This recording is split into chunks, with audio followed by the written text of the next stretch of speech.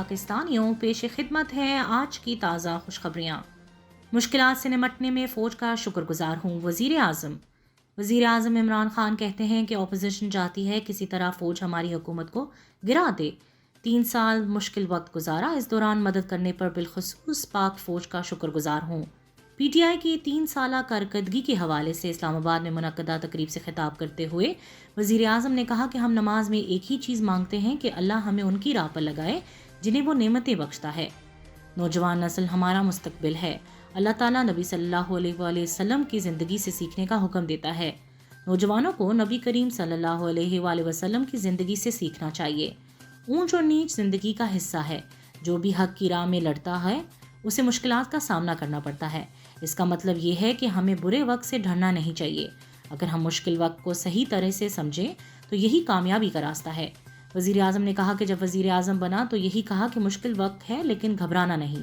ہمارے 3 سال بہت مشکل سے گزرے۔ جب ہم نے حکومت سنبھالی تو ہمارے پاس قرض کی ادائیگی کے لیے پیسے نہیں تھے۔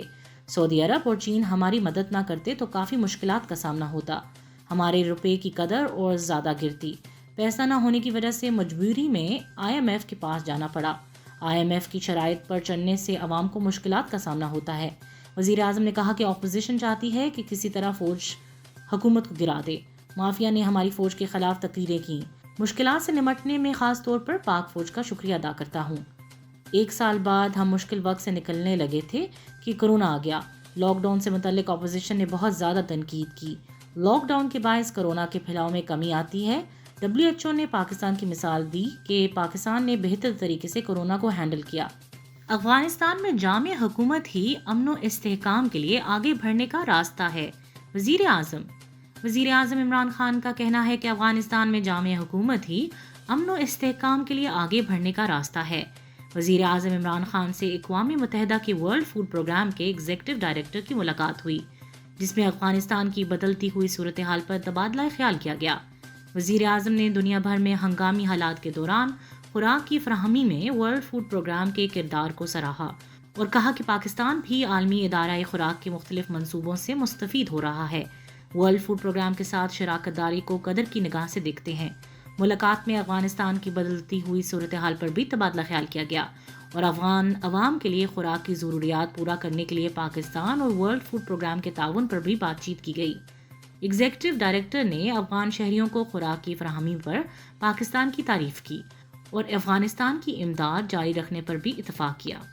وزیر اعظم عمران خان کا کہنا تھا کہ افغانستان میں جامع حکومت کی تشکیل اور عالمی برادری کا مثبت رویہ انسانی بحران سے بچا سکتا ہے۔ جامع حکومت ہی امن و استحکام کے لیے آگے بڑھنے کا راستہ ہے۔ افغانستان سے انخلاء میں سہولت کاری پر یورپین کونسل کے سربراہ پاکستان کے شکر گزار۔ یورپین یونین کے کونسل کے صدر چارلس میچل نے وزیر اعظم عمران خان کو فون کر کے افغانستان سے انخلاء کے لیے راہداری اور سہولت کی فراہمی پر شکریہ ادا کیا۔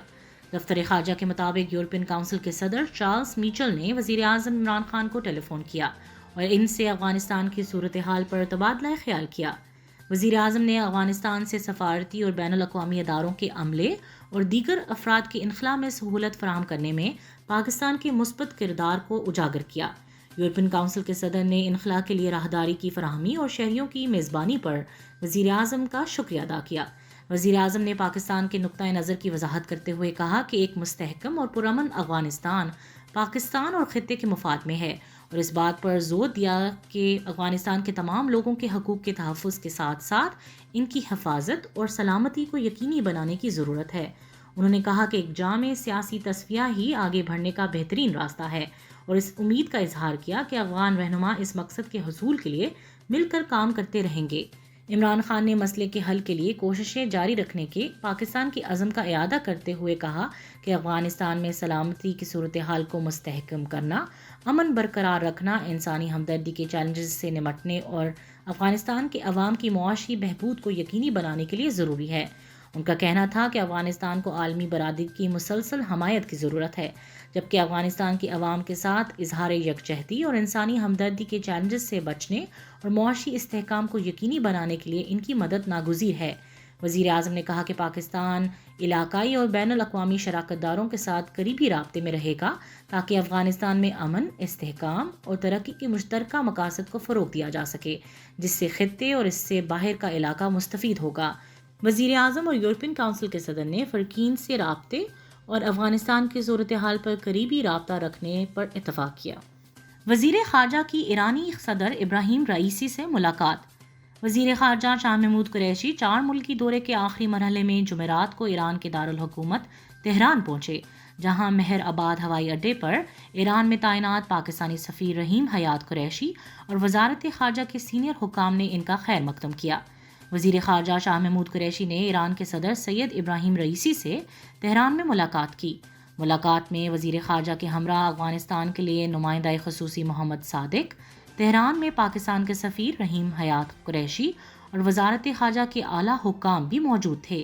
وزیر خارجہ نے صدارتی انتخابات میں کامیابی اور کابینہ پر پارلیمنٹ کی توثیق حاصل کرنے پر پاکستانی قیادت کی طرف سے صدر ابراہیم رئیسی کو دلی مبارکباد دیتے ہوئے پاکستان کے ایران کے ساتھ تمام شعبوں میں کام کرنے کی خواہش کا اعادہ کیا تاکہ برادرانہ تعلقات کو مزید مضبوط کیا جا سکے۔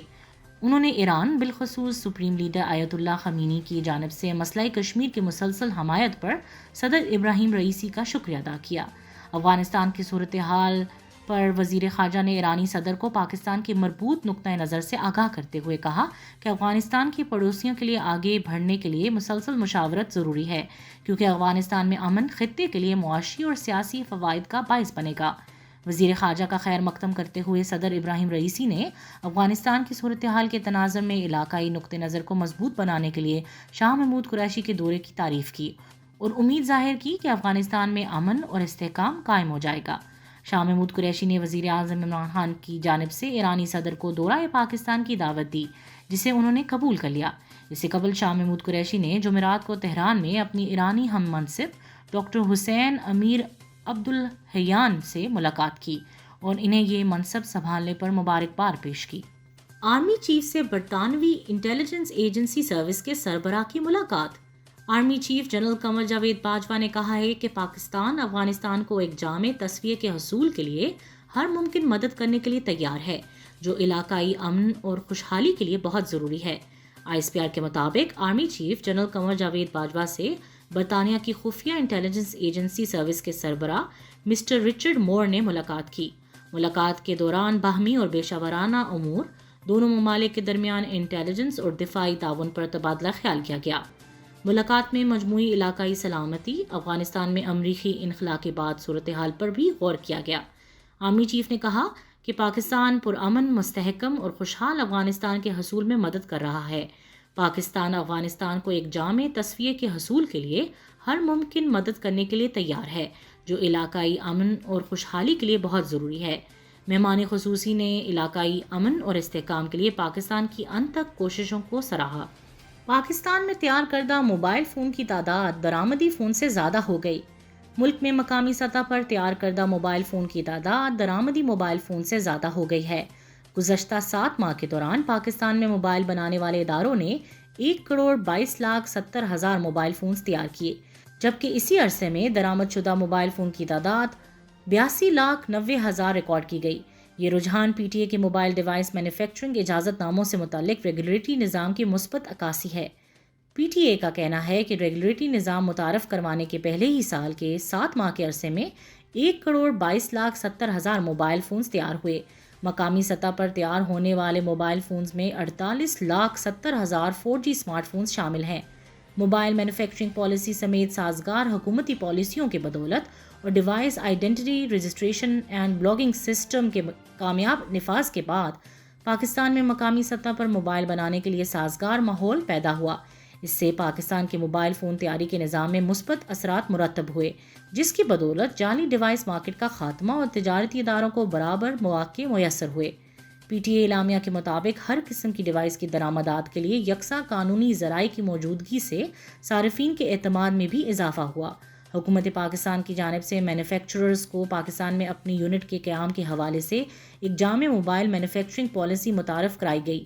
اس پالیسی کی روشنی میں PTA نے 28 جنوری 2021 کو موبائل ڈیوائس مینوفیکچرنگ ریگولیشن جاری کی، جن کے تحت اب تک 26 کمپنیوں کو موبائل تیار کرنے کی اجازت نامہ جاری کر دیا گیا ہے۔ ان کمپنیوں میں مشہور برانڈز جیسے کہ سیمسنگ، نوکیا، اوپو، ٹیکنو وغیرہ شامل ہیں۔ پی ٹی اے کے مطابق تجارتی درآمدات کے مقابلے میں مقامی تیاری کے رجحانات کی تفصیلات پی ٹی اے کی ویب سائٹ پر موجود ہیں۔ سائنو فارم کا کورونا کی نئی اقسام کے خلاف ویکسین کو اپ ڈیٹ کرنے کا فیصلہ۔ چین کی کمپنی سائنو فارم نے اپنی کووڈ-19 ویکسین کو کورونا وائرس کی نئی اقسام کو مد نظر رکھتے ہوئے اپ ڈیٹ کرنے کا فیصلہ کیا ہے، جبکہ بوسٹر ڈوز کے کلینکل ٹرائلز پر بھی کام جاری ہے۔ سائنو فارم کے نائب صدر زینگ یون ٹو نے بتایا کہ کمپنی کی جانب سے کورونا کی اقسام ڈیلٹا اور بیٹا کے خلاف ویکسینز کو بہتر بنانے پر کام کیا جا رہا ہے اور اس کا ڈیٹا ریگولیٹرز کو فراہم کیا جائے گا۔ رمیز راجہ کو چیئرمین پاکستان کرکٹ بورڈ بنانے کا فیصلہ۔ پاکستان کرکٹ ٹیم کے سابق ٹیسٹ اوپنر اور معروف کمنٹیٹر رمیز راجہ پاکستان کرکٹ بورڈ پی سی بی کے اگلے چیئرمین کا عہدہ سنبھالیں گے۔ وزیر اعظم ہاؤس کے عملے کی جانب سے رمیز راجہ کو فون کر کے ان کی تعیناتی کے بارے میں آگاہ کر دیا گیا ہے۔ ایک اخبار سے گفتگو کرتے ہوئے رمیز راجہ نے بطور چیئرمین پی سی بی تقرری کے فیصلے کی تصدیق کرتے ہوئے بتایا کہ انہیں وزیر اعظم ہاؤس کی جانب سے آگاہ کیا گیا ہے۔ وزیر اعظم کی جانب سے جلد ہی رمیز راجہ کی کورنگ باڈی میں تعیناتی کا نوٹیفیکیشن جاری کر دیا جائے گا اور کچھ روز بعد پی سی بی میں الیکشنز ہوں گے جس میں انہیں باضابطہ طور پر چیئرمین منتخب کیا جائے گا۔ روٹ کی سینچری، انگلینڈ کو بھارت کے خلاف 345 رنز کی برتری حاصل۔ انگلینڈ نے کپتان جو روٹ سمیت ٹاپ آرڈر بلے بازوں کی بہترین بلے بازی کی بدولت بھارت کے خلاف تیسرے ٹیسٹ میچ میں 345 رنز کی برتری حاصل کر لی ہے۔ لکس اسٹائل ایوارڈز 2021 کی نامزدگیوں کا اعلان کر دیا گیا۔ لکس اسٹائل ایوارڈز کی جانب سے سال 2021 کے لیے 22 کیٹیگریز کی نامزدگیوں کا اعلان کر دیا گیا ہے۔ مذکورہ ایوارڈز میں Pakistani fashion, film, T V اور موسیقی کے شعبوں سے تعلق رکھنے والے افراد کو ہر سال ان کی بہترین کام پر ایوارڈ سے نوازا جاتا ہے۔